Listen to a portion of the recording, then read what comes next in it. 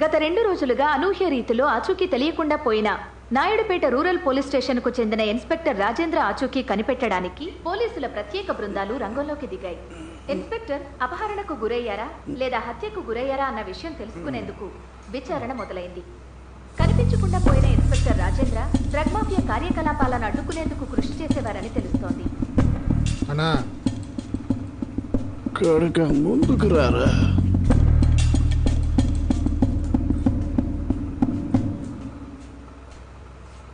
సరే అన్న.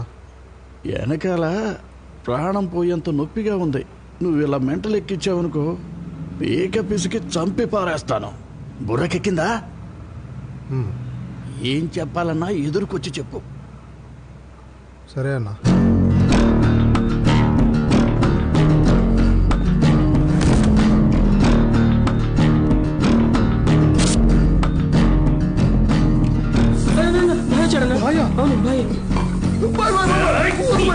చచ్చిపోతాను. పోలీసుని డరాయించడానికి నువ్వు కలెక్టర్ వా జడ్జివే? సరుకు చేరేసేటప్పుడు రెచ్చిపోకూడదు, నోరు మూసి కూర్చోవాలి. పోలీసోడి దగ్గర చేతులు కట్టుకుంటేనే మన పనులైతాయి. నువ్వెంట్రా ఆన్నే ఎత్తుకొచ్చినావు? నేను తగ్గే కొద్దీ వాడు మరీ రెచ్చిపోయాడు. కాళ్ళు పట్టుకుందామని ముందుకెళ్ళాను. వాడు నా మెడ మేలేశాడు. కోన ప్రాణాలతో బతుకున్నాను. అనిపిస్తుందా?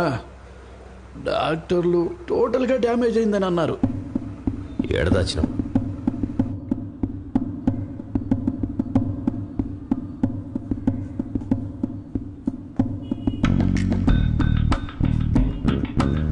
బాయ్, ఎవరెత్తుకొచ్చారో వాడికి తెలీదు. 100 కిలోమీటర్ల అవతల తెసిపోయి వదిలేయమంటావా?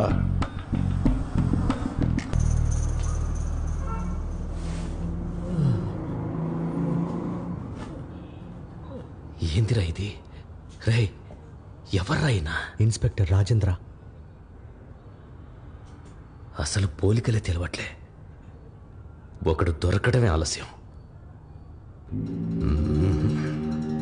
ఈ పోలీసుని ఇప్పుడు వదిలేస్తే చచ్చేంత వరకు మనల్ని చంపడమే టార్గెట్గా పెట్టుకుంటాడు.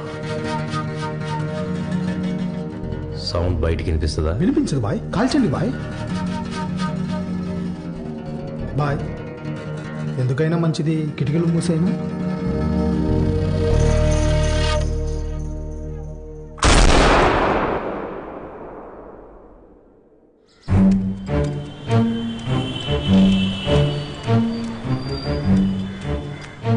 ఏంటి దారి కట్టుగా అలా వెళ్ళి మాట్లాడుకోండి.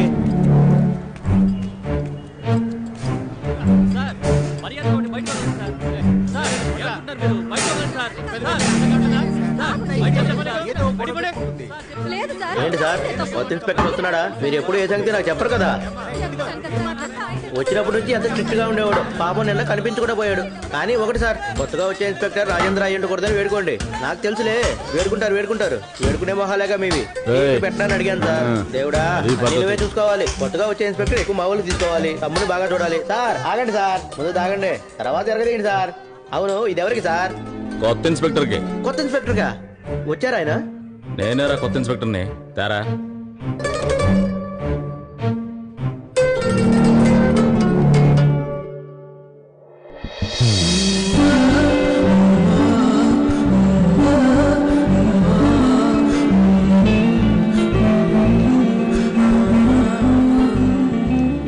ఏంటి సార్ ఇది? ఈ సంవత్సరం మినిమం 8,000 జీతం పెంచుతానని చెప్పారు, కానీ 200 పెంచారేంటి సార్? ఆల్రెడీ ముందే చెప్పానుగా, నీ జీతం పెంచడం గురించి మనం ఎక్కడైనా బయట మీట్ అయి మాట్లాడుకుందామని. ఈ క్షణం వరకు నువ్వు అపాయింట్మెంటే ఇవ్వలేదు. ఆఫీస్ విషయాలు ఎందుకు సార్ బయట మీట్ అయి మాట్లాడుకోవాలి? ఏం లేదు, మాటల్లో దగ్గర అయితేనే తెలుస్తుంది నీకెంత నీడుంది, ఎంత ఇంక్రిమెంట్ కావాలి అని. అప్పుడే నేను జీఎంకి రికమెండ్ చేయగలను. నువ్వెప్పుడు ఫ్రీగా ఉంటావో చెప్పు, అప్పుడే మనం మీట్ అవుదాం. ఓ, మీరన్నట్టు బయట కలుసుకుని ఇంక్రిమెంట్ తీసుకోవాలనుకుంటే నేనెందుకు సార్ మిమ్మల్ని మీట్ అవుతాను? స్ట్రైట్గా జీఎంని మీట్ అయ్యి మీ పోస్టుని కొట్టేసేదాన్నిగా. అప్పుడు ఉద్యోగం ఊడి మీరు ఇంటికి వెళ్తే మీ భార్య కూడా మిమ్మల్ని మీట్ అవుతూ ఏమంటారు? ఏంటా చూపు, ముందు పెళ్ళం పిల్లల్ని బాగా చూసుకోండి.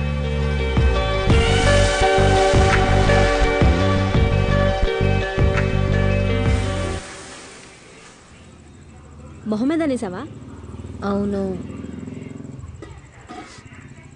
అంటే కన్ఫర్మ్గా ఉద్యోగం పోయిందా? ఉద్యోగం పోయి ఇప్పటికి 8 గంటలైంది.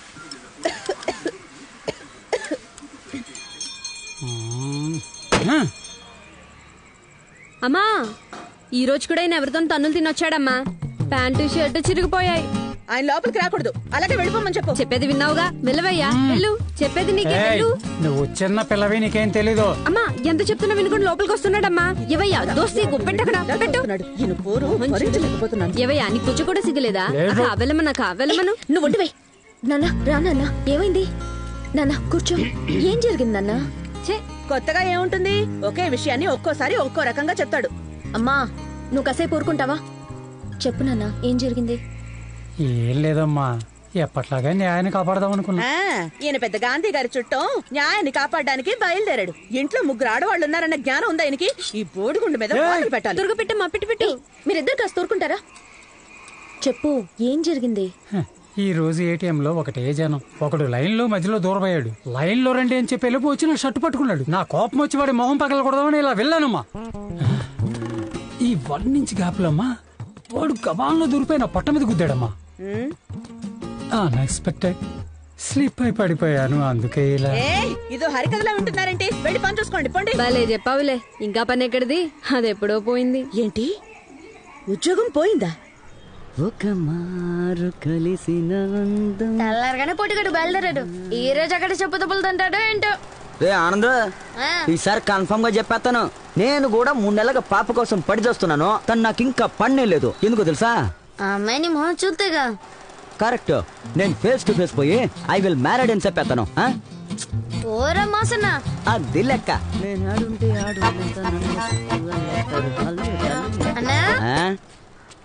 ఏంద్రా ఆల్ ది బెస్టా? నీ ముష్టిమో అంతా 3 అడుగులు దూరంగా ఉండి మాట్లాడనే పాపంలో కుబెత్తదేమో. థ్యాంక్స్ రా.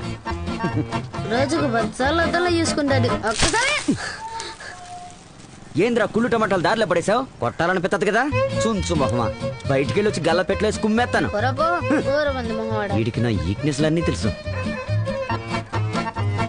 ఎక్స్క్యూజ్ మీ, నీతో కొంచెం మాట్లాడాలా. మీ ఇంటి ఎదురుగా శేఖర్ కోట ఒకటి ఉంది, తెలుసు కదా మాయ్? తెలుసు. ఆ శేఖర్ గాని నేనే. నీకు తెలదలే నా వయసులో ఉన్న కుర్రాళ్ళ సమస్యల గురించే.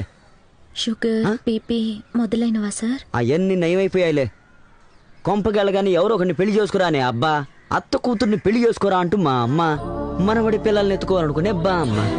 ఈ టార్చర్లన్నీ తట్టుకోలేక కొట్టుకొస్తే నన్ను చూసి చొంగగార్చే అమ్మాయిలు. వాళ్ళందరికీ నేను ఒకే మాట చెప్పేవాడిని, కట్టుకుంటే ఆ అమ్మాయిని కట్టుకుంటారని చెప్పేవాడిని. ఇంతవరకు ఆ అమ్మాయి ఎవరనేది నేను ఎవ్వరికి చెప్పలా. మొదటిసారిగా నీకే చెప్పబోతున్నా. ఆ అమ్మాయివి నువ్వే. సార్ దయచేసి ఈ విషయం ఇంకెవరితో అనకండి సార్. మా అమ్మ నాన్న పాపం సార్, వయసైనోళ్ళు. ఏమన్నా జరుగుతుందేమో. ఏం జరుగుతుంది? భయంగా ఉంది సార్. ఒకవేళ నా జీవితం సర్వనాశనం అయిపోతుందేమో. సూసైడ్ మాత్రం చేసుకోండి సార్. సూసైడా? వెళ్ళిపోయిందా? ప్రస్తుతానికి మంత్లీ 22,000 ఇవ్వగలనమ్మా. ఒకవేళ నువ్వు చెప్పినట్టు బిజినెస్ బాగా డెవలప్ చేసి ఇచ్చావనుకో, ఇన్సెంటివ్ రూపంలో 6 నెలలకు ఒకసారి తీసుకో. ఇవన్నీ నీకు ఓకే అనుకుంటే మండే నుంచి డ్యూటీలో జాయిన్ అవ్వు. నాకు ఓకే సార్, నేను మండే నుంచి జాయిన్ అయిపోతాను. వస్తాను సార్. Thank you.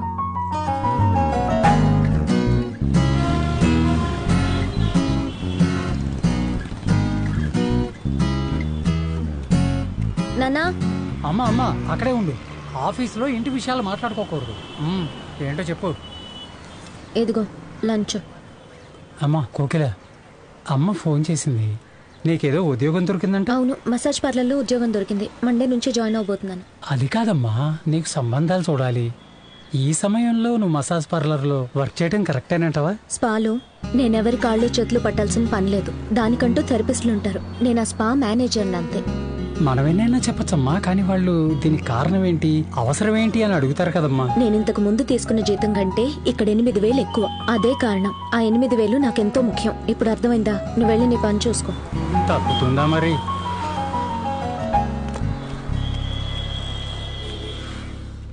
ఏంద్రా?